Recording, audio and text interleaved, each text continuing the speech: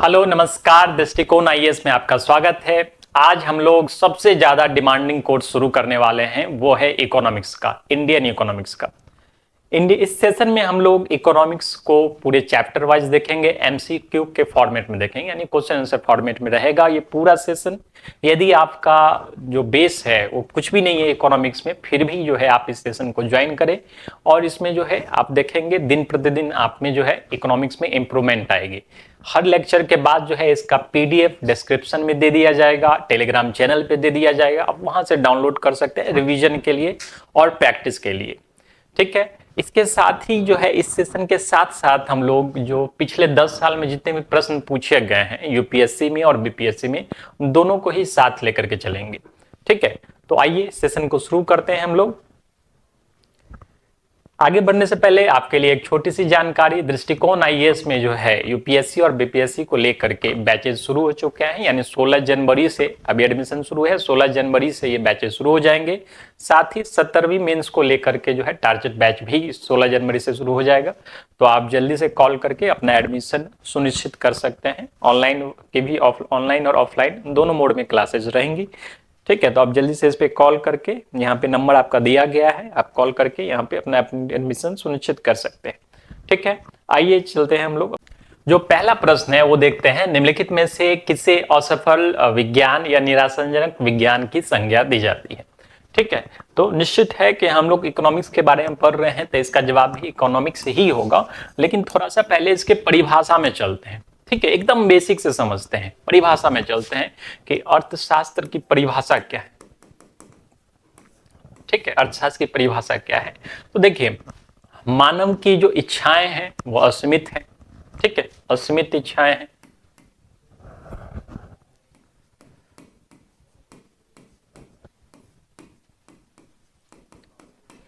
लेकिन संसाधन जो है वो सीमित है, संसाधन सीमित है। यानी आपसे यदि कहा जाए कि आपको क्या क्या चाहिए तो आपकी एक लंबी लिस्ट तैयार हो जाएगी, लेकिन उसके लिए तो पूंजी लगेगी। आपको घूमने के लिए भी जाना है, आपको एप्पल का फोन भी लेना है, आपको ये भी करना है वो भी करना है, तो उसके लिए तो पैसा लगेगा, लेकिन पैसा तो लिमिटेड है। तो इसी तरह से जो प्रकृति है, धरती पे है, वो संसाधन सीमित है, रिसोर्सेज सीमित है, लेकिन मानव की जो आवश्यकताएं हैं, इच्छाएं हैं, वो असीमित है।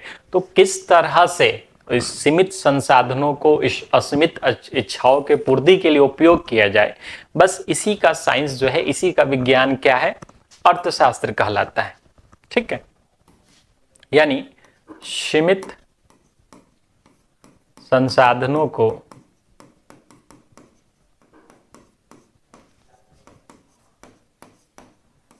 असीमित इच्छाएं या आवश्यकताएं की पूर्ति के लिए अध्ययन क्या है, अर्थशास्त्र है हमारा। ठीक है, इकोनॉमिक्स कहा जाता है। ठीक है, आगे चलकर हम लोग ये भी देखेंगे इकोनॉमिक्स और इकोनॉमी में क्या डिफरेंस है। ठीक है, इकोनॉमिक्स कहा जाता है। तो अब क्या है कि इकोनॉमिक्स जब 1929-30 के आसपास जो है मंदी आई थी, उस टाइम में इकोनॉमिक्स को दो भाग में विभाजित कर दिया गया था। ठीक है, एक समष्टि अर्थशास्त्र, यहीं पे हम लोग छोटा समझ लेते हैं, समष्टि अर्थशास्त्र और व्यष्टि अर्थशास्त्र। ठीक है, तो इस प्रश्न का जवाब जो है यहीं पे है। निराशाजनक विज्ञान क्यों कहा जाता है, क्योंकि कई बार जो है इस सीमित संसाधनों को बांटने में जो है वो नहीं बढ़ पाता है उस हिसाब से, जिस हिसाब से सरकार चाह रही है, बाजार चाह रहा है, उस हिसाब से जो आम आदमी तक नहीं पहुंच पाता है। ठीक है, और इस कारण से इसे निराशाजनक विज्ञान कहा जाता है। और असफल विज्ञान 2008 में जब ये मंदी आई थी, उस टाइम में ये विज्ञान जो है प्रेडिक्ट करने में असक्षम रहा था। ठीक है, तो इसलिए कई वैज्ञानिक, कई जो अर्थशास्त्री इसे असफल विज्ञान भी कहते हैं। ठीक है, तो तुच्छ विज्ञान, निराशाजनक विज्ञान, असफल विज्ञान जो है सब अर्थशास्त्र के लिए ही उपयोग में लाया जाता है। ठीक है, तो यहाँ पे जो है अर्थशास्त्र को आगे चल करके दो भाग में विभाजित कर दिया गया 1929-30 के आर्थिक मंदी के पास। ये एक भाग क्या है, समष्टि कहलाया, और एक भाग व्यष्टि कहलाया। ठीक है, आगे हम लोग इसी के प्रश्न के बारे में देखते हैं। निम्नलिखित में से किसे समष्टि अर्थशास्त्र का जनक माना जाता है? ठीक है, तो थोड़ा सा पहले हम लोग जान लेते हैं कि आखिर है क्या समष्टि और व्यष्टि। ठीक है,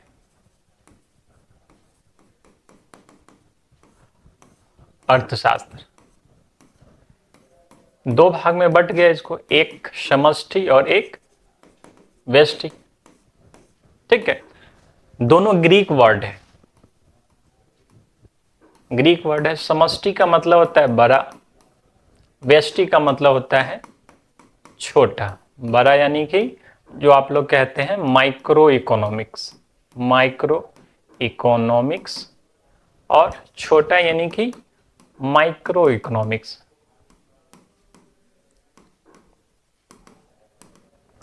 ठीक है, समष्टि मतलब मैक्रो और व्यष्टि मतलब छोटा यानी माइक्रो इकोनॉमिक्स। दोनों में क्या डिफरेंस है? ठीक है, तो मैक्रो बड़े वाले में क्या है कि मान लेते हैं एग्जाम्पल के लिए, यदि जंगल का अध्ययन करना है, ठीक है, पूरे जंगल की यदि हम बात करते हैं, पूरे देश की ओवरऑल बात करते हैं कि देश में बेरोजगारी इतना बढ़ गया है, देश में महंगाई इतना बढ़ गया है, देश की राष्ट्रीय आय इतनी बढ़ रही है। ठीक है, तो जब बड़े लेवल पे बात करते हैं, कंट्री एज ए होल की बात करते हैं, तो वो क्या कहलाएगा? समष्टि अर्थशास्त्र का पार्ट हो जाएगा। और जब हम इंडिविजुअल की बात करते हैं, एक की बात करते हैं, ठीक है, तो वो क्या कहलाएगा? व्यष्टि अर्थशास्त्र कहलाएगा। तो समष्टि अर्थशास्त्र में क्या है और माइक्रो इकोनॉमिक्स में क्या है? यदि एग्जाम्पल के लिए ले, अगर पूरे जंगल की बात करेंगे तो माइक्रो इकोनॉमिक्स, और यदि एक पेड़ की बात करेंगे, इस पेड़ का जो है किस तरह से जीवन चलेगा, तो ये क्या कहलाएगा? माइक्रो इकोनॉमिक्स, यानी व्यष्टि अर्थशास्त्र का ये पार्ट हो जाएगा। ठीक है, तो समष्टि अर्थशास्त्र के जो जनक हैं, एक ये है आपके जेमकिंस। ठीक है, इनकी एक पुस्तक आई थी,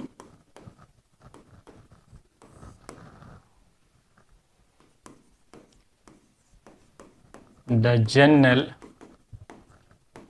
थ्योरी ऑफ एम्प्लॉयमेंट इंटरेस्ट। ठीक है, यहां पे मैं बुक लिख देता हूं, जे एम कीन्स जो है इसके और मेन है समष्टि अर्थशास्त्र के जनक माने जाते हैं। इनका जो एक बुक आया था, the general theory of employment interest and money. ठीक है, 1936 में ये बुक आया था, और ये बुक ही जो है, यहीं से जो है समष्टि अर्थशास्त्र का एक शाखा माना जाता है कि यहीं से जो है अर्थशास्त्र एक शाखा में विभक्त हो गया। ठीक है, ये शाखा क्या कहलाया? समष्टि अर्थशास्त्र कहलाया। और दूसरी तरफ क्या था? व्यष्टि अर्थ, जो माइक्रो लेवल पे चीजों को देखता था। ठीक है, एक आदमी की इनकम कैसे चलेगी, या एक फैक्ट्री का जो डिमांड सप्लाई किस तरह से होगा, किस तरह से प्राइस मैनेज होगा। ठीक है, और ये बड़े लेवल पे देखता था, नेशनल लेवल पे देखता था। ठीक है, तो इस प्रश्न का जवाब यहाँ पे मिल जाता है हम लोग को। निम्नलिखित में से किसे समष्टि अर्थशास्त्र का जनक माना जाता है? तो जे एम किन्स को जो है समष्टि अर्थशास्त्र का, माइक्रो इकोनॉमिक्स का जो है ये जनक माना जाता है। ठीक है, तो अर्थशास्त्र दो भाग में विभाजित हो गया आगे चल करके, समष्टि अर्थशास्त्र और व्यष्टि अर्थशास्त्र। दोनों जो है ये शब्द ग्रीक शब्द है। समष्टि का मतलब होता है बड़ा, माइक्रो इकोनॉमिक्स। व्यष्टि का मतलब होता है छोटा, माइक्रो इकोनॉमिक्स। ठीक है, माइक्रो में क्या करते हैं? इंडिविजुअल। व्यष्टि अर्थशास्त्र में इंडिविजुअल का वो ध्यान देते हैं, एक एक का ध्यान देते हैं, एक का सप्लाई डिमांड कैसे होगा, एक कंपनी में सप्लाई डिमांड कैसे होगा। और समष्टि अर्थशास्त्र में क्या है? बड़ा में और माइक्रो इकोनॉमिक्स में ध्यान देते हैं कि एक पूरे कंट्री में किस तरह से मैनेज होगा चीजें। ठीक है, किस तरह से नेशनल इनकम ग्रो करेगा, किस तरह से जो है एम्प्लॉयमेंट ग्रो करेगा, तो पूरे कंट्री एज ए होल में देखते हैं। ठीक है, समष्टि अर्थशास्त्र के जनक जे एम किन्स है। The general theory of employment interest and money 1936 में जो है इनकी पुस्तक आई थी। तो पुस्तक का भी नाम आप याद रखिएगा इसके बारे में। ठीक है, चलिए आगे देखते हैं हम लोग। आर्थिक विश्लेषण में सांख्यिकी एवं गणितीय विधियों का उपयोग होता है। अर्थशास्त्र के इस शाखा को क्या कहते हैं? ठीक है, तो जो अर्थशास्त्र का जो हायर लेवल का जो स्टडीज होता है, ठीक है, ये बड़े बड़े अर्थशास्त्री जब आंकड़े निकालने के लिए डाटा का प्रयोग करते हैं, ठीक है, डाटा है, ग्राफ्स है, ठीक है, मैथमेटिकल्स टर्म कंडीशंस है उसमें, ठीक है, तो ये क्या कहलाता है, अर्थमिति,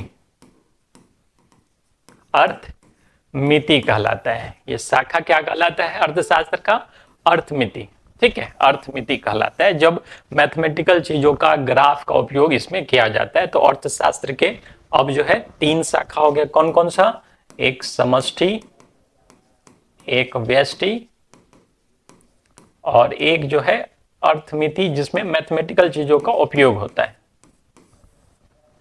ठीक है। चलिए अगला देखते हैं हम लोग। आर्थिक क्रिया के क्षेत्र में उत्खनन को अर्थव्यवस्था के किस क्षेत्र में रखा जाता है, ठीक है। तो थोड़ा सा हम लोग यहाँ पे एक चीज का देखते हैं कि यहाँ पे आ गया अर्थव्यवस्था। अभी तक जो हम लोग देख रहे थे अर्थशास्त्र, अर्थशास्त्र देख रहे थे, तो आखिर क्या दोनों एक है या दोनों अलग अलग है, ठीक है। अभी हम लोग ने बात किया अर्थशास्त्र के बारे में, लेकिन अब शब्द आ गया है अर्थव्यवस्था, ठीक है। तो दोनों में क्या डिफरेंस है, ठीक है। तो जब हम लोग एक साइंस की तरह इसको पढ़ते हैं, ठीक है, एक तरह से थ्योरी चीजों को पढ़ते हैं कि नेशनल इनकम इसे कहते हैं, इसे कहते हैं, ये थ्योरी है, इसका ये डिफिनेशन है। जब चीजों को पढ़ते हैं तो एक थ्योरेटिकल जो चीजें हैं वो क्या है, अर्थशास्त्र है। और जस्ट उसका प्रैक्टिकल अप्रोच क्या है, जब किसी क्षेत्र विशेष के लिए उस चीज का अध्ययन करते हैं तो क्या कहलाता है, अर्थव्यवस्था कहलाता है, जब क्षेत्र विशेष लग जाता है, ठीक है। तो क्षेत्र विशेष जैसे एज फॉर एग्जाम्पल हम लोग जो है जापान के लिए अध्ययन कर रहे हैं अर्थशास्त्र का, तो वो क्या कहलाएगा, वो जापानी अर्थव्यवस्था के बारे में अध्ययन कर रहे हैं, ठीक है। जापानी अर्थव्यवस्था, भारतीय अर्थव्यवस्था, ठीक है। तो इसी तरह से जब किसी क्षेत्र विशेष के लिए जब अध्ययन करते हैं हम लोग तो क्या कहलाएगा, उस क्षेत्र विशेष का अर्थव्यवस्था कहलाएगा। तो जहां अर्थशास्त्र एक जो है थ्योरेटिकल चीज है, उसी का जस्ट ये क्या है, प्रैक्टिकल है। प्रैक्टिकल चीजों को हम लोग जानते हैं क्षेत्र विशेष में। अर्थव्यवस्था की परिभाषा भी अगर देखा जाए, अर्थव्यवस्था की परिभाषा क्या कहता है, किसी क्षेत्र विशेष में आर्थिक क्रियाओं के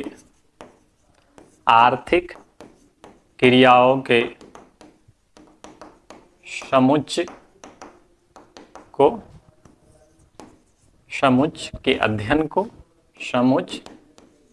के अध्ययन को क्या कहते हैं, अर्थव्यवस्था कहते हैं, ठीक है। तो क्षेत्र विशेष लग गया यहाँ पे। हम लोग को जो मेनली पढ़ना है, जो एग्जाम में हम लोग का पूछा जाना है, वो क्या है, भारतीय अर्थव्यवस्था के बारे में हम लोग को सारी चीजें जाननी है, ठीक है। तो हम लोग यहाँ पढ़ रहे हैं भारतीय अर्थव्यवस्था के बारे में।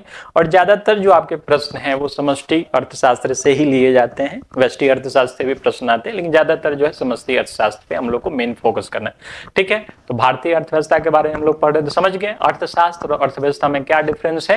अर्थशास्त्र एक थ्योरेटिकल ग्राउंड है, एक साइंस है, और जब उसी का प्रैक्टिकल चीज किसी क्षेत्र विशेष के लिए पढ़ते हैं तो वो क्या कहलाएगा, अर्थव्यवस्था कहलाएगा, ठीक है। परिभाषा भी देख लिए। अब यहाँ पे एक चीज गौर करने वाली है, आर्थिक क्रियाओं, ठीक है। आर्थिक क्रिया क्या होती है, ठीक है। तो प्रश्न भी जो है आपका आर्थिक क्रिया से संबंधित है। आर्थिक क्रियाओं के क्षेत्र में उत्खनन को अर्थव्यवस्था के किस क्षेत्र में रखा जाता है, ठीक है। तो आर्थिक क्रिया के बारे में हम लोग देख रहे हैं, ठीक है। और जब भी आप सेशन को कर रहे हैं तो निश्चित है कि आप अपना नोटबुक ले करके बैठे और जो यहाँ पे है आप नोट्स बनाए, ताकि आप जो है दोबारा से उसको रिवाइज कर सके। कुछ भूल गए तो उसको वापस से आप रिवाइज कर सके, ठीक है। तो आपको अलग से कुछ भी करने की आवश्यकता नहीं है, बस आप सेशन कंप्लीट कीजिए, वीडियो कंप्लीट कीजिए, पीडीएफ डाउनलोड करके जो प्रश्न है उसका प्रैक्टिस कीजिए, और आपका प्रीवियस ईयर का भी और जो संभावित प्रश्न है दोनों आपका कंप्लीट हो जाएगा, ठीक है। चलिए देखते हैं इस प्रश्न के बारे में थोड़ा सा और। तो आर्थिक क्रिया क्या कहलाता है, तो अर्थव्यवस्था में जितनी भी आर्थिक क्रियाएं हैं उनको 5 क्षेत्र में बांटा जाता है। मुख्यतः ये 3 ही है, ठीक है। आर्थिक क्रिया मुख्यतः 3 ही है। पहला प्राथमिक क्षेत्र, दूसरा द्वितीयक क्षेत्र, तीसरा तृतीयक क्षेत्र, चतुर्थक और पंचम क्षेत्र।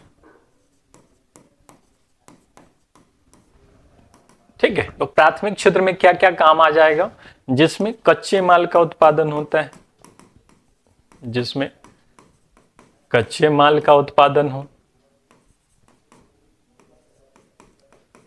ठीक है, कच्चे माल का उत्पादन, जैसे कृषि ले लीजिए, कृषि में जो भी चीजें हैं वो क्या है, दूसरे इंडस्ट्रीज के लिए कच्चे माल का ये काम करता है। पशुपालन हो गया, ठीक है, उत्खनन हो गया, ये सारा चीज क्या है, ये प्राथमिक क्षेत्र के अंतर्गत आएगा। ठीक है, और प्राथमिक क्षेत्र को ही कृषि क्षेत्र भी कहते हैं, क्योंकि मुख्यतः इसमें कृषि से जुड़ी हुई काम आती है। ठीक है, एग्रीकल्चर और एलाइड सर्विस के बारे में जो है काम सारा प्राथमिक क्षेत्र के अंतर्गत आता है। इसके अलावा जो है आपका उत्खनन वगैरह भी है, इसमें सम्मिलित है। ठीक है, इस प्रश्न का यहाँ पे उत्तर मिल जाएगा हम लोग को। आर्थिक क्रियाओं के क्षेत्र में उत्खनन को किसमें रखा जाता है, ये प्राइमरी प्राथमिक क्षेत्र यानी कि प्राइमरी सेक्टर में इसको रखा जाता है। ठीक है, इसको कृषि क्षेत्र भी कहते हैं। तो जिस देश की अर्थव्यवस्था प्राथमिक क्षेत्र पे ज्यादा डिपेंड करती है, उस क्षेत्र, उस देश को क्या बोलते हैं, प्राथमिक कृषि अर्थव्यवस्था भी कहते हैं। क्योंकि जो प्राथमिक क्षेत्र पे डिपेंड करे, मतलब कृषि पे डिपेंड करेगा, तो कृषि अर्थव्यवस्था। द्वितीय क्षेत्र में क्या आता है, तो वो काम जो प्राथमिक क्षेत्र को कच्चे माल की तरह यूज करती है।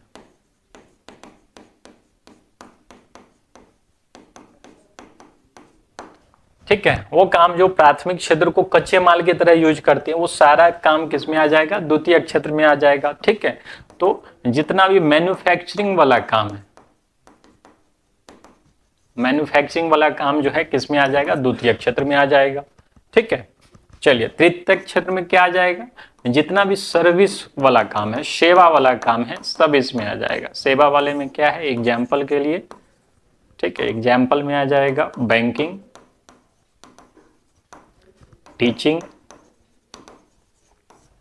ठीक है, तो जितना भी सर्विस वाला काम है वो तृतीय क्षेत्र में आ जाएगा। तो मेनली जो है 3 क्षेत्र है, प्राथमिक, द्वितीयक और तृतीयक। इसको एक छोटे से एग्जाम्पल के साथ हम लोग समझेंगे। जैसे आलू का खेती हो रहा है, कृषि हो रहा है, आलू का उपज हुआ, तो वो किस क्षेत्र में आएगा, प्राथमिक क्षेत्र में आएगा। आलू चला गया फैक्ट्री में, या आलू से क्या बन गया, चिप्स बन गया। ठीक है, तो वो किस में आ जाएगा, द्वितीय क्षेत्र में आ गया। और फिर अब क्या है, उस चिप्स का सेलिंग करना है, सेलिंग के लिए एम्प्लॉय चाहिए, वो सेल कर रहा है, तो वो काम किस में आ जाएगा, तृतीय क्षेत्र में आ जाएगा। ठीक है, तो मेन ये 3 है, लेकिन जो बदलते दौर के साथ 2 और क्षेत्र जुड़े हैं, चतुर्थ क्षेत्र। ठीक है, इसमें क्या है, तो खोज, अनुसंधान, इस सब चीज से जो रिलेटेड काम है वो किस में आएगा, चतुर्थ क्षेत्र में आएगा। ठीक है, और जो पंचम क्षेत्र है, इसमें क्या है, तो जो भी सलाहकारी टाइप का काम है, आज के टाइम में जो है प्राइवेट में और गवर्नमेंट में, सरकारी गैर सरकारी दोनों में जो है क्या है, बड़े बड़े लेवल पे जो है लोग सलाह देने का काम करते हैं। ठीक है, एज ए थिंक टैंक की तरह काम करते हैं, एडवाइस देते हैं। तो वो जो सर्विस है, वो जो काम है, वो पंचम क्षेत्र में आ जाएगा। ठीक है, तो तृतीय क्षेत्र का ही जो है दोनों एक्सटेंडेड फॉर्म है। ठीक है, तृतीय क्षेत्र का ही दोनों एक्सटेंडेड फॉर्म है। एक बार फिर से मैं रिवाइज कर देता हूं। प्राथमिक क्षेत्र में क्या आएगा, जिसमें कच्चे माल का उत्पादन होता है, एग्जाम्पल कृषि, उससे जुड़ा हुआ जो क्षेत्र है, पशुपालन है, उत्खनन, ये सारा चीज जो है प्राथमिक क्षेत्र में आ जाएगा। द्वितीय क्षेत्र में क्या है, वो काम जो प्राथमिक क्षेत्र को कच्चे माल की तरह यूज करता है। ठीक है, एग्जाम्पल के लिए जो मैन्युफैक्चरिंग वाला जितना भी काम है, ठीक है, वो सब आ जाएगा द्वितीय क्षेत्र में। ठीक है, तृतीय क्षेत्र में सर्विस वाला जितना काम है, बैंकिंग, इंश्योरेंस, टीचिंग, वो सारा काम जो है तृतीय क्षेत्र में आ जाएगा। मेन 3 है, तृतीय का 2 और एक्सटेंडेड फॉर्म है, चतुर्थ और पंचम। ठीक है, चतुर्थ में क्या है, खोज और अनुसंधान से रिलेटेड जितना काम है सब जो आ जाएगा चतुर्थ में। पंचम में क्या है, सलाहकारी टाइप का जितना काम है वो सब जो है पंचम में आ जाएगा। ठीक है, सलाहकारी में। ठीक है, तो ये 5 क्षेत्र है। तो यहाँ पे पूछ रहा था उत्खनन किस में आता है, तो प्राथमिक में आ जाता है। चलिए अगला देखते हैं हम लोग। ये मिलान करना है। ठीक है, मिलान करने अभी जो बताए हैं बस उसी के आधार पे मिलान करना। तो प्राथमिक क्षेत्र में क्या आ जाएगा, प्राथमिक क्षेत्र में कृषि, मछली पालन और खनन, ये सब आ जाएगा। द्वितीय क्षेत्र में क्या आ जाएगा, द्वितीय क्षेत्र में आ गया निर्माण और उद्योग। ठीक है, तृतीयक में क्या आएगा, तृतीयक में सेवा क्षेत्र आएगा। चतुर्थ में क्या आएगा, ज्ञान आधारित सेवा। ठीक है, खोज अनुसंधान ये सब चीज आ जाए। तो पहला का क्या हो जाएगा, यहाँ पे पहला का बी, दूसरा का ए, तीसरा का सी और चौथा का डी। ठीक है, तो पहला जो ऑप्शन है ये हमारा जो है सही होगा। ठीक है, समझ गए होंगे। यहीं पे एक और चीज जो है समझ लीजिए, जिस देश की अर्थव्यवस्था प्राथमिक कार्यों पे डिपेंड है वो क्या है, कृषि अर्थव्यवस्था है। ठीक है, कृषि क्षेत्र पे डिपेंडेंट है, कृषि अर्थव्यवस्था है। अगर द्वितीय क्षेत्र पे डिपेंडेंट है, निर्माण उद्योग ये सब पे डिपेंडेंट है, तो क्या कहलाएगा, क्योंकि मैन्युफैक्चरिंग काम से संबंधित है। ठीक है, तो वो विनिर्माण अर्थव्यवस्था या मैन्युफैक्चरिंग इकोनॉमी कहला सकता है। ठीक है, अगर तृतीय काम पे डिपेंडेंट है यानी सेवा वाले काम पे डिपेंडेंट है तो क्या कहलाएगा, सर्विस इकोनॉमी कहलाएगा। ठीक है, चलिए समझ गए, आर्थिक क्रियाओं के क्षेत्र समझ गए। अर्थव्यवस्था में जो आर्थिक क्रिया है उसका 5 क्षेत्र अभी वर्तमान में है। चलिए अगला देखते हैं हम लोग। अर्थव्यवस्था से संबंधित और inquiry in the nature and causes of the wealth of nation के लेखक कौन है। ठीक है, inquiry in the nature and causes of the wealth के लेखक जो है ये है एडम स्मिथ। ये बुक जो है लिखा गया है एडम स्मिथ के द्वारा। ये बुक है, बुक का नाम याद रखिए, कभी कभी बुक का नाम पूछ देता है। तो इसके जो लेखक है एडम स्मिथ है।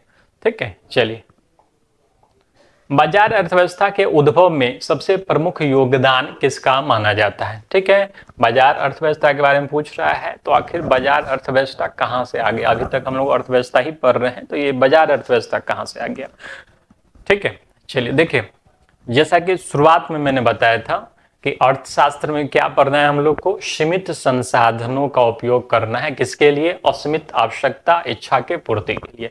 ठीक है, लेकिन मनुष्य का कुछ बेसिक जरूरत है। बेसिक जरूरत में क्या आ गया, जैसे भोजन, वस्त्र, आवास, स्वास्थ्य, ये सब बेसिक जरूरतें हैं। तो और भी चीज मिले ना मिले, ये बेसिक है, ये मिलना ही चाहिए। तो दूसरा प्रश्न आता है कि इसको बनाएगा कौन। ठीक है, बनाने के लिए कौन कौन रेडी है इसमें। ठीक है, और दूसरा कि इसको लोगों तक पहुंचाने का काम किसका है। ठीक है, तो 2 प्रश्न निकल के आते हैं। पहला, उत्पादन कौन करेगा,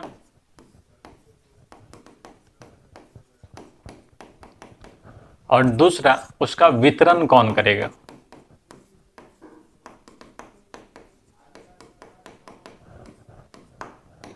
ठीक है, उत्पादन कौन करेगा और उसका वितरण कौन करेगा। ठीक है, तो ये जो उत्पादन और वितरण प्रणालियां है, जिसको अर्थव्यवस्था की प्रणाली आप कह लीजिए। ठीक है, तो इस प्रश्न का जब जवाब खोजा गया तब इसके आधार पे अर्थव्यवस्था 3 भागों में विभाजित हो गई। अर्थव्यवस्था की प्रणालियां, ठीक है, अर्थव्यवस्था की प्रणालियां 3 है। जैसे हम लोग पढ़ते आए बुक में क्या क्या है। पहला जो बाजार अर्थव्यवस्था, बाजार अर्थव्यवस्था। दूसरा गैर बाजार अर्थव्यवस्था। ठीक है, और तीसरा मिश्रित अर्थव्यवस्था।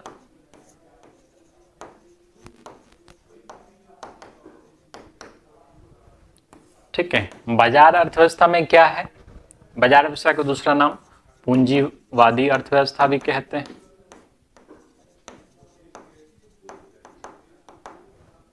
इसको समाजवादी अर्थव्यवस्था भी कहते हैं।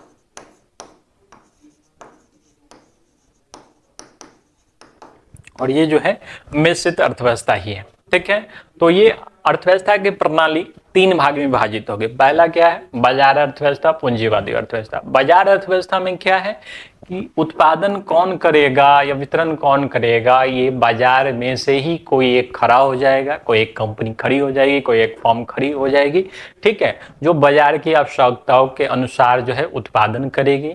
भले ही उसका जो ये प्रॉफिट है वो सेल्फ के लिए होगा, निजी स्वार्थ के लिए होगा, लेकिन खड़ी होगी। जैसे एग्जाम्पल के लिए देखा जाए, लोगों को जो है पहले डेटा महंगा पड़ता था, ठीक है, अब सस्ते डेटा की आवश्यकता थी। अब इसके लिए कोई गवर्नमेंट के पास तो अप्रोच नहीं किया, बाजार में से ये कंपनी खड़ी हुई जियो, जिसने जो है लोगों को सस्ता डेटा उपलब्ध करवाया, ठीक है। तो ये जो बाजार अर्थव्यवस्था है, पूंजीवादी अर्थव्यवस्था है, इसमें क्या है कि बाजार ही में से ही जो है बाजार खड़ा होगा, अपनी आवश्यकताओं की पूर्ति करेगा, ठीक है। और इसमें जो स्वामित्व होता है उत्पादन के साधन का, वितरण के साधन का, इस पे जो अधिकार भी है वो निजी व्यक्ति का होता है, ठीक है, निजी व्यक्तियों का अधिकार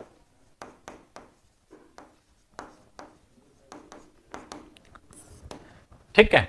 और इस तरह की अर्थव्यवस्था को, यही है बाजार अर्थव्यवस्था। और बाजार अर्थव्यवस्था को ये उद्भव में जो प्रमुख योगदान है वो एडम स्मिथ का है, ठीक है। उन्होंने बाजार अर्थव्यवस्था का कॉन्सेप्ट दिया था, ठीक है। इसमें उन्होंने एक और चीज बताई, इसमें एक अदृश्य हाथ का सिद्धांत भी दिया। बाजार अर्थव्यवस्था में ही जो है एक अदृश्य हाथ का सिद्धांत दिया, अदृश्य हाथ, ठीक है, अदृश्य हाथ। इसमें क्या है? अदृश्य हाथ मतलब बाजार में से ही बाजार के जो अदृश्य शक्तियां हैं वही उत्पादन करेगी, वही पूर्ति करेगी, ठीक है। तो यही ये प्रणाली क्या कहलाई? बाजार अर्थव्यवस्था, पूंजीवादी अर्थव्यवस्था। अब इसमें प्रॉब्लम क्या था कि आम लोगों तक जो पहुंच है, ठीक है, आम लोगों से कोई मतलब नहीं है। अगर कोई व्यक्ति उस प्राइस रेट में जो है अगर अचीव नहीं कर सकता, उस सामान को परचेज नहीं कर सकता है, उससे निजी फर्म को तो कोई मतलब नहीं है। जैसे एग्जांपल के लिए हम लोग देखते हैं कि जो हार्ट का ऑपरेशन होता है उसमें जो स्टंट है, ठीक है, ये स्टंट जो है पहले 6 लाख का बिकता था, निजी कंपनियां बनाती थी इसको, ठीक है।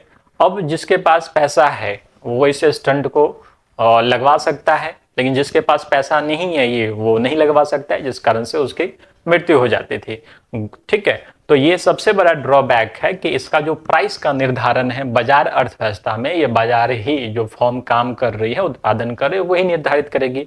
अब आम आदमी उसको ले सकता है नहीं ले सकता है, इसका इस चीज से, इस बात से जो है उसको कोई मतलब नहीं है, ठीक है। और सरकार के पास भी जो है बहुत ज्यादा इनकम नहीं आ रहा है ऐसे समय में, और सरकार जो है कल्याणकारी जो कार्य है लोगों के लिए वो भी नहीं कर पा रही है। तो ऐसे ही समय में एक और कॉन्सेप्ट आया, वो था गैर बाजार अर्थव्यवस्था, ठीक है, जिसको समाजवादी अर्थव्यवस्था भी कहा गया। गैर बाजार अर्थव्यवस्था में क्या है कि इसमें उत्पादन का जो साधन है उस पर अधिकार किसका होगा? यानी समाज यानी सरकार का अधिकार होगा, ठीक है। सरकार ही डिसाइड करेगी कौन से चीज का उत्पादन करना है, कितना उत्पादन करना है, कितना उसका प्राइस रखा जाएगा, ठीक है। तो ये बहुत अच्छा कॉन्सेप्ट चला। इस कॉन्सेप्ट को देने वाले हैं कार्ल मार्क्स। इस कॉन्सेप्ट को देने वाले हैं कार्ल मार्क्स। उन्होंने बताया कि समाज भी जो है इसमें इनबिल्ट होगा, जो उत्पादन के साधन है उस पर अधिकार ये समाज का रहना चाहिए, ठीक है। तो रूस वगैरह में जो है काफी अच्छे से इस समाजवादी अर्थव्यवस्था को अपनाया गया। जब चाइना में इसने प्रवेश किया इस प्रकार की अर्थव्यवस्था में, तो वहां एक और पार्टी सम्मिलित हो गई कि समाज के साथ साथ जो है अधिकार रहना चाहिए किसका? श्रम का भी, लेबर का भी अधिकार रहना चाहिए, ठीक है। तो वही एक समाजवादी अर्थव्यवस्था से ही अलग हो गई, साम्यवादी अर्थव्यवस्था में चली गई, ठीक है। तो गैर बाजार अर्थव्यवस्था में अधिकार जो है किसका हो गया? सरकार का हो गया, ठीक है। उद्भव का जो मेन जो उद्भव करता है इसके, वो कार्ल मार्क्स कहे जाते हैं, ठीक है। अब क्या है, सरकार चीजों को बना रही थी, अच्छी बात है, लेकिन यहाँ पे 2 ड्रॉबैक्स हो गया। पहला, सरकार जो है अन्य कल्याणकारी काम जो है नहीं कर पा रही थी, और दूसरा इसमें कंपटीशन ही खत्म हो गया। मान लेते हैं कि अगर सारे टेलीकॉम कंपनी को बंद कर दिया जाए, सरकार बोले कि हमको टेलीकॉम क्षेत्र में अकेले काम करना है, सरकार ही काम करेगी, तो जितना कंपटीशन है वो खत्म अभी के टाइम में दो कंपनी कम्पीट करती है कि नहीं हम इतना का रिचार्ज देंगे, दूसरा कंपनी जो है और सस्ता देता है, तो इससे आम लोगों को ही फायदा पहुंचता है। लेकिन जब सरकारी चीजें हो जाएंगी तो ये कंपटीशन की भावना ही खत्म हो जाएगी, कंपटीशन ही खत्म हो जाएगा। ठीक है, तो आगे चल करके जो है एक और टाइप का अर्थव्यवस्था का विचार आया और ये था मिश्रित अर्थव्यवस्था का। इसमें क्या कहा गया कि इसमें उत्पादन के साधन में निजी का भी अधिकार होगा और सरकार का भी अधिकार होगा। ठीक है, यानी निजी क्षेत्र भी काम करेगा और सरकारी क्षेत्र भी काम करेगा। एग्जाम्पल के लिए फिर से टेलीकॉम सेक्टर को लेते हैं। टेलीकॉम सेक्टर में बीएसएनएल भी काम करती है, एमटीएनएल भी काम करती है जो कि सरकारी है, और जियो भी काम कर रहा है, एयरटेल भी काम कर रहा है जो कि निजी कंपनी है। ठीक है, तो एक बाजार, ऐसा बाजार बना दिया गया जिसमें सरकारी भी हो और प्राइवेट चीजें भी हो। ठीक है, तो इस प्रकार की अर्थव्यवस्था क्या कहलाई? मिश्रित अर्थव्यवस्था। ठीक है, तो एक बार फिर से हम लोग चीजों को रिवाइज कर लेते हैं। भोजन, वस्त्र, आवास, ये सब जो बेसिक चीज है और लोगों को चाहिए ही चाहिए, तो बाजार में पहला प्रश्न ये उठा कि इसका उत्पादन कौन करेगा और वितरण कौन करेगा। इस हिसाब से अर्थव्यवस्था की तीन प्रणालियां जो है विभाजित हो गई। पहला बाजार अर्थव्यवस्था, दूसरा गैर बाजार और तीसरा मिश्रित अर्थव्यवस्था। बाजार अर्थव्यवस्था में क्या है? निजी व्यक्तियों के हाथ में अधिकार था, इसको पूंजीवादी अर्थव्यवस्था भी कहा गया। ठीक है, गैर बाजार अर्थव्यवस्था में क्या है? सरकार के पास जो है इसका अधिकार चला गया उत्पादन के साधन का। ठीक है, मेन उद्भव करता है कार्ल मार्क्स है, इसको समाजवादी अर्थव्यवस्था कहा गया। और एक अन्य प्रकार की अर्थव्यवस्था आई जिसे हम लोग मिश्रित अर्थव्यवस्था के नाम से जानते हैं। ठीक है, जिसमें निजी और सरकार दोनों का ही इसमें स्वामित्व था और ये कॉन्सेप्ट जो है काफी अच्छे से चला। इसके बाद एक और विचार आए जिसमें उदारवादी चरण आ गया, जिसमें वैश्वीकरण के लिए पूरे बाजार को खोल दिया गया। ठीक है, चलिए इतना नोट कर लिए होंगे, आगे बढ़ते हैं हम लोग। Who is the considered to have made the most significant contribution to the emergence of a market economy? ठीक है, समझ ही गए इसका, एडम स्मिथ होगा। अर्थव्यवस्था में अदृश्य हाथ का संबंध किससे है? ठीक है, अदृश्य हाथ क्या है अर्थव्यवस्था में? अभी हम लोग देखें अदृश्य हाथ का संबंध जो है क्या है? सरकार के हाथ से, लोगों के हाथ से, या बाजार की अदृश्य शक्ति से। ठीक है, अभी मैंने बताया कि जो उत्पादन कौन करेगा इसका निर्णय कौन करता है? बाजार ही करता है, और बाजार की जो अदृश्य शक्तियां हैं वही उसका देख लेती है कि इस तरह का जो है मांग है और उसी के हिसाब से उत्पादन करती है और उस मांग को पूर्ति करती है। ठीक है, तो यही अदृश्य हाथ का सिद्धांत था। ठीक है, चलिए अगला देखते हैं हम लोग। अर्थव्यवस्था के किस प्रणाली में लेसेज फेयर सिद्धांत का प्रयोग किया जाता है? ठीक है, लेसेज फेयर सिद्धांत का। ठीक है, तो देखिए मार्केट इकोनॉमी में क्या था, ये मार्केट इकोनॉमी ही होगा, इसका क्यों होगा वो मैं डिस्क्राइब कर देता हूं। बाजार अर्थव्यवस्था में क्या हुआ? बाजार अर्थव्यवस्था में उत्पादन कौन करेगा? बाजार से ही अदृश्य शक्ति करेगी। ठीक है, तो ऐसे समय में सरकार को क्या करना चाहिए? ठीक है, इसका अर्थ आप समझ लीजिएगा तो समझ जाइएगा इसको। लेसेज फेयर, लेसेज फेयर ये फ्रांसीसी शब्द है। ठीक है, इसका अर्थ होता है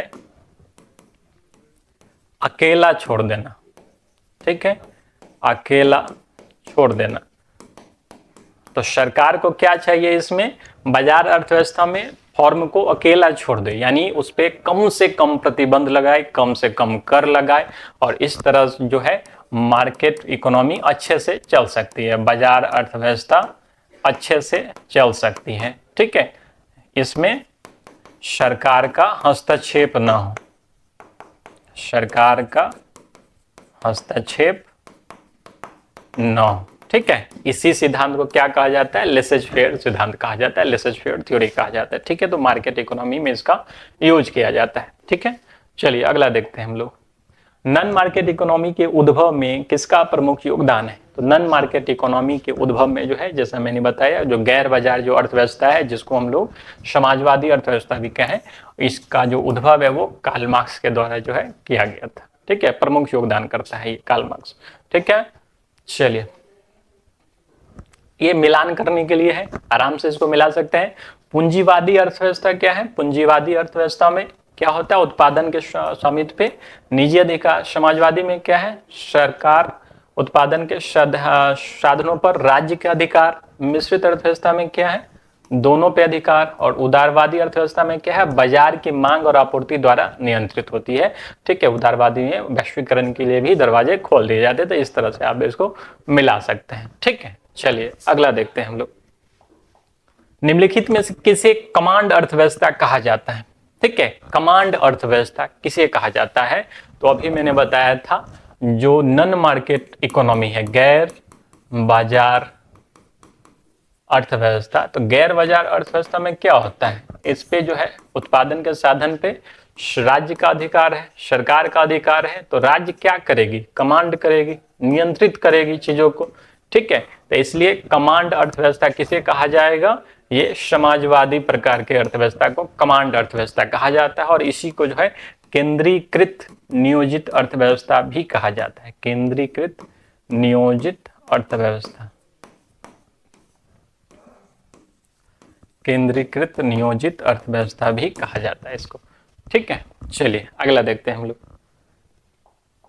निम्नलिखित में से किसने बाजार समाजवाद का सिद्धांत रखा? ठीक है, तो बाजार समाजवाद के लिए, बाजार समाजवाद का मतलब क्या है, ये दूसरे भाषा में इसको हम लोग मिश्रित अर्थव्यवस्था भी कहते हैं। यानी कि समाजवाद में जब बाजार का प्रवेश हो जाएगा, ठीक है, तो बाजार समाजवाद है। और ये विचार रखने वाले हैं ऑस्कर लेंज। ठीक है, ऑस्कर लेंज जो है ये विचार रखे थे। ठीक है, चलिए। मिश्रित अर्थव्यवस्था अपनाने की औपचारिक घोषणा किस देश ने की थी? ठीक है, तो मिश्रित अर्थव्यवस्था जो है सबसे पहला देश औपचारिक, फॉर्मली, ऐसे अचानक तो नहीं आया, हर देश जो है अपने अपने हिसाब से अपना रहा था इसको, लेकिन फ्रांस जो है औपचारिक घोषणा किया था 1944-45 के आसपास। यहीं पे जो है अगर पूछा जाए कि पूंजीवादी अर्थव्यवस्था किसने अपनाया था सबसे पहले, पूंजीवादी अर्थव्यवस्था, तो यूएस, यूनाइटेड स्टेट जो था पूंजीवादी अर्थव्यवस्था अपनाने वाला पहला देश था। ठीक है, चलिए अगला देखते हैं।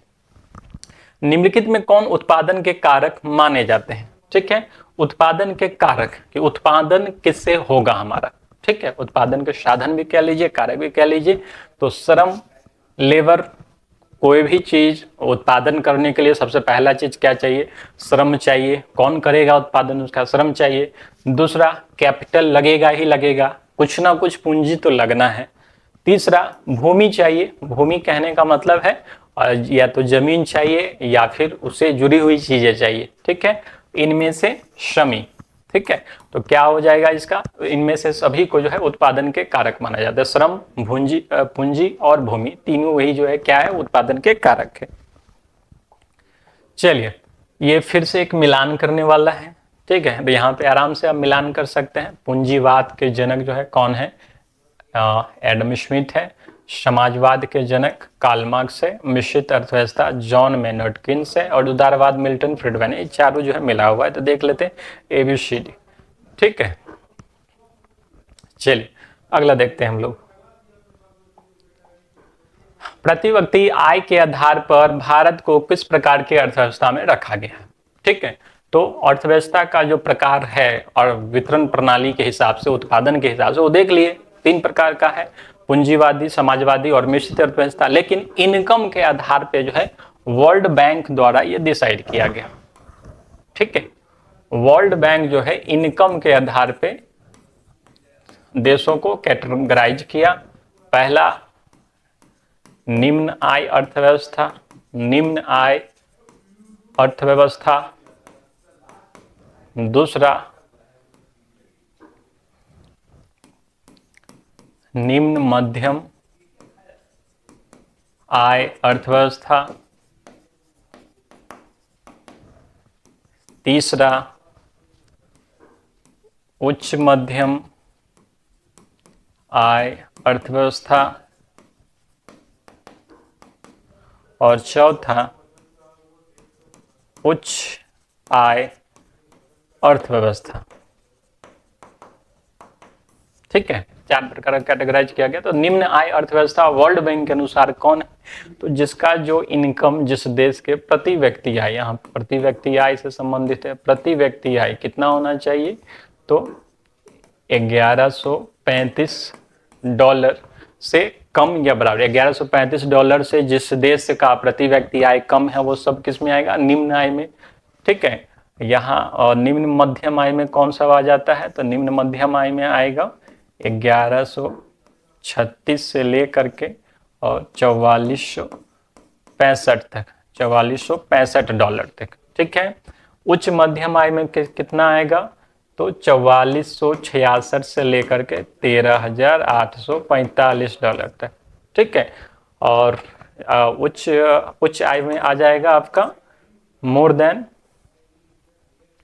ठीक है, $13,845 से ज़्यादा। ठीक है। इससे ज़्यादा जो होगा वो उच्च आय वाला। तो भारत का जो आय है, प्रति व्यक्ति आय है भारत का, तो भारत का आय है वर्ल्ड बैंक के अनुसार $2380 प्रति व्यक्ति आय। ठीक है, प्रति व्यक्ति आय है। तो उस हिसाब से जो है कौन सा हो जाएगा, तो निम्न मध्यम आय 1136 से 4465 है, भारत का 2380 है, तो कौन सा आ जाएगा। ठीक है, निम्न मध्यम आय अर्थव्यवस्था में भारत को रखा गया है। ठीक है, ये 4 कैटेगरीज वर्ल्ड बैंक के द्वारा डिसाइड किया गया प्रति व्यक्ति आय के आधार पे, यानी कि एक आदमी का कितना इनकम है उसके आधार पे। ठीक है, चलिए अगला देखते हैं हम लोग। सार्वजनिक वस्तुओं के उपभोग में कौन सी समस्या आमतौर पर देखी जाती है। ठीक है, तो पहले हम लोग देखते हैं सार्वजनिक वस्तु है कौन। ठीक है, सार्वजनिक वस्तु है क्या। ठीक है, तो 2 टाइप की वस्तुएं हैं इस हिसाब से, एक सार्वजनिक और एक निजी वस्तु। सार्वजनिक जो सभी के लिए है, सभी के उपयोग के लिए है, सरकार के द्वारा बनाई जाती है। ठीक है, निजी जो जनता के लिए और निजी इंडस्ट्रीज के द्वारा बनाई जाती है। सभी के लिए क्या है, जैसे रेलवे, स्ट्रीट लाइट। ठीक है, ये स्ट्रीट लाइट क्या है, सार्वजनिक वस्तु है। ठीक है, निजी आप मान लीजिए कपड़ा हो गया, निजी वस्तु में आ गया, जो मूल्य दे करके आप परचेज कीजिएगा। ठीक है, सार्वजनिक वस्तु क्या है, जैसे स्ट्रीट लाइट का एग्जाम्पल लगा लिए, सीसीटीवी का हम एग्जाम्पल लगा लिए। ठीक है, तो ये सब क्या है, सबके लिए उपलब्ध है। ठीक है, लेकिन इसमें सबसे बड़ी समस्या क्या है, फ्री राइडर की समस्या। सरकार को ये सभी लोगों को क्या देना पड़ता है, फ्री में देना पड़ता है। ठीक है, तो सार्वजनिक वस्तु के उत्पादन में सबसे बड़ी समस्या जो है फ्री राइडर की समस्या आती है। चलिए अगला देखते हैं। निम्नलिखित में कौन सा अवसर लागत का उदाहरण है। ठीक है, अवसर लागत होता क्या है, अवसर लागत यानी अपॉर्चुनिटी कॉस्ट। ठीक है, अवसर लागत, अवसर लागत यानी कि अपॉर्चुनिटी कॉस्ट होता क्या है, तो किसी चीज के उत्पादन के लिए या किसी एक काम को करने के लिए जब हम दूसरे काम को छोड़ देते हैं। ठीक है, यानी कि उस अवसर को प्राप्त करने के लिए किसी दूसरे चीज की कुर्बानी समझ लीजिए, बलिदान समझ लीजिए। ठीक है, तो वो चीज क्या है, उस चीज के लिए अवसर लागत है। अब जैसे पढ़ने के लिए आपको एग्जाम में सफलता तब मिलेगी जब आप पढ़ाई करेंगे। अब पढ़ने के लिए जो है आपने यूट्यूब देखना छोड़ दिया। ठीक है, तो आपके सफलता की जो अवसर लागत है वो क्या है, सफलता की अवसर लागत क्या हो गई, यानी कि यूट्यूब आपने देखना छोड़ दिया। तो YouTube क्या है, उस आपके सफलता की अवसर लागत है कि आपने ये काम करने के लिए, सफल होने के लिए आपने क्या कर दिया, YouTube देखना छोड़ दिया। ठीक है, तो किसी एक काम को करने के लिए जब दूसरे काम को छोड़ दिया जाता है, ठीक है, तो वही उस काम के लिए क्या है, अवसर लागत है। तो यहाँ पे जो 4 ऑप्शन है, एक छात्र ने कॉलेज की फीस दी, किसी व्यक्ति ने अपने समय का उपयोग किताब पढ़ने में किया और इसके बदले किसी और गतिविधि को छोड़ दिया। ठीक है, तो सबसे जो उपयुक्त है यही है बी वाला, किसी एक व्यक्ति ने अपने समय का उपयोग किताब पढ़ने में किया और इसके बदले किसी और गतिविधि को छोड़ दिया। तो इसको भी यहाँ से रिलेट कर सकते हैं, यानी कि किताब पढ़ने में दिया, उस समय वो यूट्यूब भी चला सकता था, लेकिन उसने जो है किताब पढ़ने का निर्णय किया। तो ये जो चीज छोड़ा गया वही क्या है, उसका अवसर लागत है। ठीक है, चलिए अगला देखते हैं हम लोग। अवसर लागत का अर्थ क्या है, किसी वस्तु को प्राप्त करने के लिए किया गया खर्च, किसी वस्तु को प्राप्त करने के लिए अपेक्षित वैकल्पिक अवसरों का मूल्य। ठीक है, तो सेम वही प्रश्न है। ठीक है, किसी वस्तु को प्राप्त करने के लिए उपलब्ध वैकल्पिक अवसरों का, अपेक्षित वैकल्पिक अवसरों का मूल्य। ठीक है, तो एक काम को छोड़ करके हम जो है उस दूसरे काम को एक्सेप्ट किए, यही उसका क्या है, मूल्य है, यानी अवसर लागत है। ठीक है, नेक्स्ट देखते हैं हम लोग। ठीक है, यहाँ हो जाएगा बी, हो जाए value of ignored alternative approved opportunity to obtain a good. ठीक है, तो ये जो पहला सेशन है सिर्फ इंट्रोडक्शन का सेशन था, जो बेसिक चीजें है अर्थव्यवस्था और अर्थशास्त्र में क्या अंतर है, समष्टि अर्थशास्त्र क्या है, व्यष्टि अर्थशास्त्र क्या है। ठीक है, इसके अलावा हम लोगों ने आर्थिक प्रणालियां देखी, जो बाजार इकोनॉमी है, मार्केट इकोनॉमी है, नॉन मार्केट इकोनॉमी है, इसके अलावा जो सेक्टर ऑफ इकोनॉमी उस सब के बारे में हम लोगों ने इस सेशन में कंप्लीट कर लिया। इसका जो पीडीएफ है इसके डिस्क्रिप्शन में दिया गया है और इसके टेलीग्राम चैनल पे भी उपलब्ध है, आप वहां से डाउनलोड कर सकते हैं। नेक्स्ट सेशन में हम लोग जो है आएंगे तो इसमें नेशनल इनकम को कंप्लीट करेंगे। ठीक है, राष्ट्रीय आय के बारे में जो अगला सेशन होगा वो राष्ट्रीय आय के बारे में होगा। ठीक है, नेशनल इनकम के बारे में होगा। तो निश्चित है कि आप इसको ज्वाइन करें, पूरे सेशन को कंप्लीट करें और क्वेश्चन आंसर कंप्लीट करते जाएं, आपका इकोनॉमिक्स अच्छे से कंप्लीट हो जाएगा। ठीक है, तो नेक्स्ट सेशन से हम लोग जो है प्रीवियस ईयर के क्वेश्चंस को भी लेंगे, तो निश्चित रूप से आप जो है इस सेशन को देखा करें। ठीक है, नेक्स्ट वीडियो हम लोग फिर मिलेंगे, तब तक के लिए धन्यवाद।